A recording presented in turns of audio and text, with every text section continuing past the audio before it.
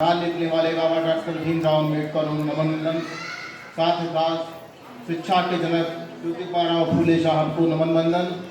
और यहाँ पर मंचासीन और मंच से नीचे जो बैठे हैं सभी को एक जोरदार नारों के साथ जय भीम, जय भीम, जय भीम। साथियों, इस माम सेब के अधिवेशन 2025 में आप सभी का स्वागत, नमन, वंदन, अभिनंदन है। और मैं हर साथ बहुत जिला गोंडा से वाम से कार्यकर्ता साथियों अपने बारे में दो शब्द बताते हुए मैं अपनी बातों को शुरू करूंगा कि 2016 से जुड़ने के बाद इस वाम सेब में जब से मैं आने लगा हूं, 16 से जुड़ा हूं लेकिन 2018-19 से आने लगा हूं, तब से लगातार आ रहा हूं। और आने के बाद नए लोग भी आते हैं, नए लोगों का विचार मिलता है। लेकिन एक छोटी सी कहानी है कि एक मेढक को जो है गर्म ठंडे पानी में जो है रख दिया गया और उसके बाद उस पानी के नीचे जो है आग लगा दिया गया। तो आग लगाने के बाद जैसे जैसे उसका तापमान बढ़ता गया तो मेढक ने भी अपना जो है सहने की क्षमता जो है वो धीरे धीरे बढ़ाता चला गया। लेकिन अंत में हुआ क्या कि आग का तापमान बढ़ता चला गया और मेढक अपनी क्षमता खो गया और खोने के कारण वो मर गया। तो हम लोगों को उस मेढक से शिक्षा ये लेनी है कि अगर मेढक की तरह हम बैठे रहेंगे एक जगह एक स्थान पे हिंदू धर्म में रहकर, तो इसी तरह मेढक की तरह हमको मर जाना पड़ेगा। इसीलिए बाबा साहब डॉक्टर भीमराव अम्बेडकर और ज्योतिबा फूले ने उस मेंढक की तरह ना जीते हुए एक शेर की तरह जीने का काम किया है। और राम शेर की आइडियोलॉजी जो कहती है कि ज्योतिबा फूले और बाबा साहब के विचारों को हमको आगे ले जाना है, क्योंकि इन्हीं विचारों के द्वारा हम सत्ता परिवर्तन कर सकते हैं। अभी हाल ही में आपने देखा कि वर्तमान में उत्तर प्रदेश की सरकार जो पूर्ण बहुमत के बाद आज क्या स्थिति हो गई है, आज स्थिति खराब हो गई। लेकिन अगर हम वाम सेब के द्वारा जन जन तक लोगों को पहचाने का, समझाने का प्रयास करेंगे कि अगर आपका धर्म क्या है, आपका धर्म है बौद्ध धर्म, लेकिन कुछ लोग जय भीम का नाम भी लेते हैं, नमो बुद्धाय भी करते हैं और फिर वही हिंदू परंपरा में चले जाते हैं। लेकिन आपको मैं बता दूं कि जब से 2016 के बाद से मैंने पीछे पलट करके नहीं देखा है।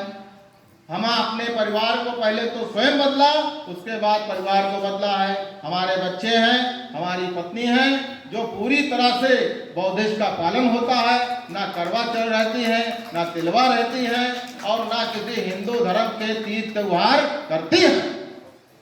क्योंकि आप देख लीजिए कि हमारे यहाँ होली में जब कोई रंग लगाने आता है तो दरवाजा में बंद मिलता है। हम कहते हैं भैया हम लोग होली नहीं मनाते हैं, तो कहता है क्यों? हम कहते हैं शोक का त्योहार है। दीपावली के लिए भी लोग देखते हैं कि इनके यहाँ झालर नहीं लगा हुआ है, मोमबत्ती नहीं जल रही है, तो हमको अपने संस्कार प्रज्वलित करने की जरूरत है। जैसे बुद्ध पूर्णिमा हुआ, आप खूब जलाइए मोमबत्ती।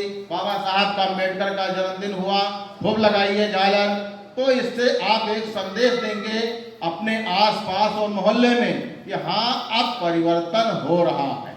लेकिन जब हम उन्हीं के साथ मिल करके हिंदू रीतिवादों के साथ त्योहार करेंगे तो ना तो हम अम्बेडकर के विचारधारा को मानते हैं और ना बुद्ध की आइडियोलॉजी पे चलते हैं। इसलिए सभी साथियों से निवेदन है कि आप लोग यहाँ से जाने के बाद अपने इस सांस्कृतिक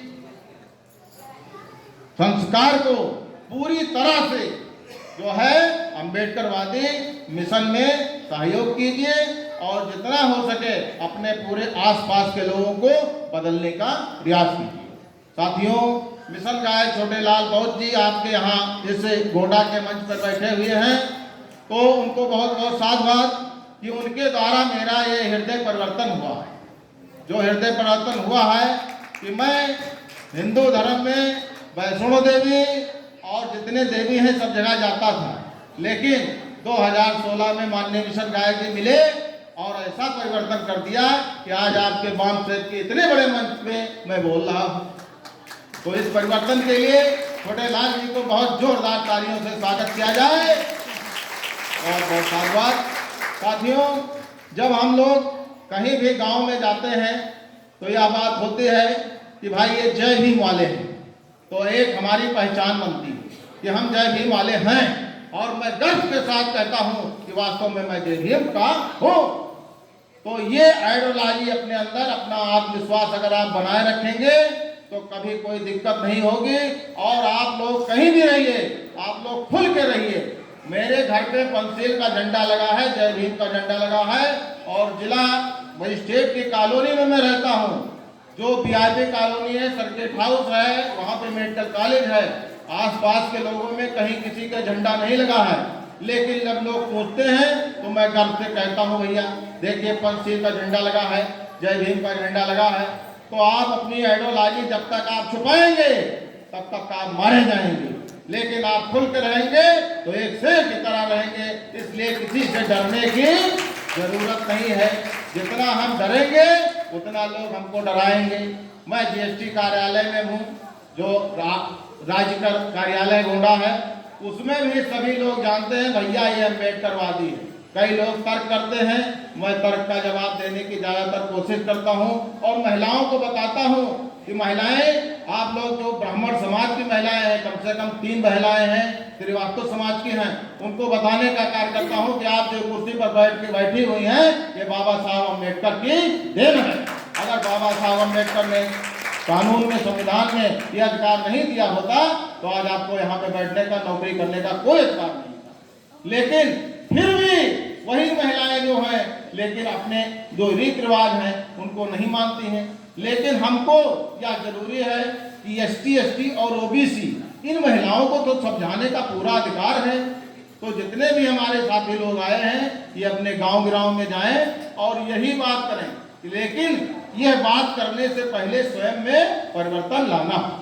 जब तक आप अपने को नहीं बदलेंगे, अपने परिवार को नहीं बदलेंगे, तब तक आपकी बातों को आपका भाई, आपका पड़ोसी नहीं मानेगा।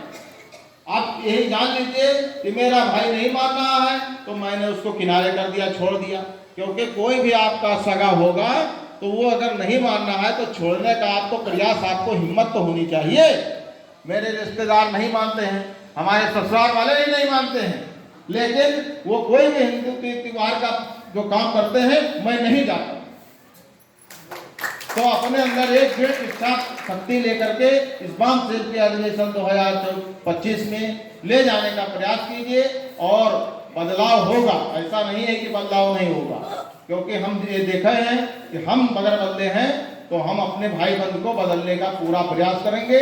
लेकिन बाबा साहब ने यह भी कहा है कि जो भी बदलने का ना प्रयास करे, हम बार बार समझाएं और बदलने का ना प्रयास करें तो उसको हमको छोड़ देना चाहिए, क्योंकि बार बार उसके पीछे चलने से अच्छा है कि हम किसी दूसरे को समझाने का प्रयास करें। तो साथियों, इन्हीं बातों के साथ मैं आप सभी से जो है अपनी वाणी पर विराम लगाऊंगा।